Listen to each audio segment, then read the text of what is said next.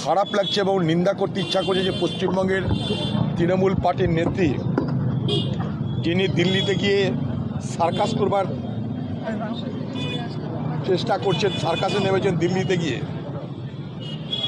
তার পশ্চিমবঙ্গের কলকাতায় তার বাড়ি থেকে মাত্র কয়েক কিলোমিটার দূরে এই যে ভয়াবহ অগ্নিকাণ্ড এবং যে অগ্নিকাণ্ডের কারণে এত বেকার যুবকের মৃত্যু হলো, তাদের পরিবার আজকে নিঃস্ব হলো, হাহাকার করছে, কাঁদছে, মাথা টুকছে।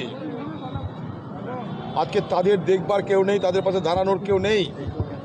পশ্চিমবঙ্গের মুখ্যমন্ত্রী যিনি গরিব মানুষের ভোট নিয়ে বাংলার মানুষের সহানুভূতি আদায় করে বাংলার মানুষের সমর্থন নিয়ে ক্ষমতায় এলেন, আজকে সেই বাংলায় দরিদ্র পরিবারের মানুষেরা যখন অগ্নিদগ্ধ হয়ে নিখোঁজ হয়ে যান, তাদের দেহ অংশ খুঁজে পাওয়া যায় না, তাদের কোনো চিহ্ন খুঁজে পাওয়া যায় না, তাদের পরিবারের সে হাহাকার দেখেও বাংলার মুখ্যমন্ত্রী সদয় হয় না, তার হৃদয় ভিত্তিতে কোনো অনুভূতি জাগে না।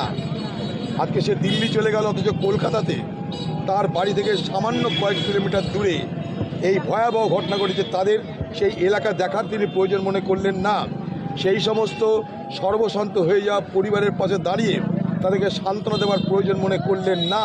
এই নৃশংস, নিষ্ঠুর, অনুভূতিহীন বাংলার মুখ্যমন্ত্রীকে আমি নিন্দা জানানোর জন্য এবং সেই শোকসন্তপ্ত পরিবারের প্রতি আমাদের শ্রদ্ধা এবং সহানুভূতি জানানোর জন্য আজকে রাস্তায় নেমেছি আমরা এই শোক মিছিলের মাধ্যমে। চলো,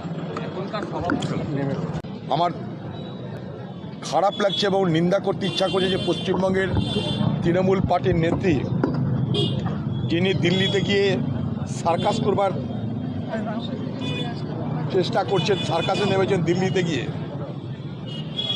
তার পশ্চিমবঙ্গের কলকাতায় তার বাড়ি থেকে মাত্র কয়েক কিলোমিটার দূরে এই যে ভয়াবহ অগ্নিকাণ্ড এবং যে অগ্নিকাণ্ডের কারণে এত বেকার যুবকের মৃত্যু হলো, তাদের পরিবার আজকে নিঃস্ব হলো, হাহাকার করছে, কাঁদছে, মাথা টুকছে।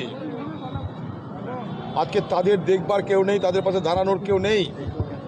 পশ্চিমবঙ্গের মুখ্যমন্ত্রী যিনি গরিব মানুষের ভোট নিয়ে বাংলার মানুষের সহানুভূতি আদায় করে বাংলার মানুষের সমর্থন নিয়ে ক্ষমতায় এলেন, আজকে সেই বাংলায় দরিদ্র পরিবারের মানুষেরা যখন অগ্নিদগ্ধ হয়ে নিখোঁজ হয়ে যান, তাদের দেহ অংশ খুঁজে পাওয়া যায় না, তাদের কোনো চিহ্ন খুঁজে পাওয়া যায় না, তাদের পরিবারের সে হাহাকার দেখেও বাংলার মুখ্যমন্ত্রী সদয় হয় না, তার হৃদয় ভিত্তিতে কোনো অনুভূতি জাগে না।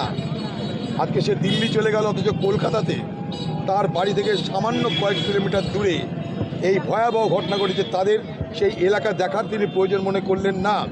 সেই সমস্ত সর্বশান্ত হয়ে যাওয়া পরিবারের পাশে দাঁড়িয়ে তাদেরকে সান্ত্বনা দেওয়ার প্রয়োজন মনে করলেন না।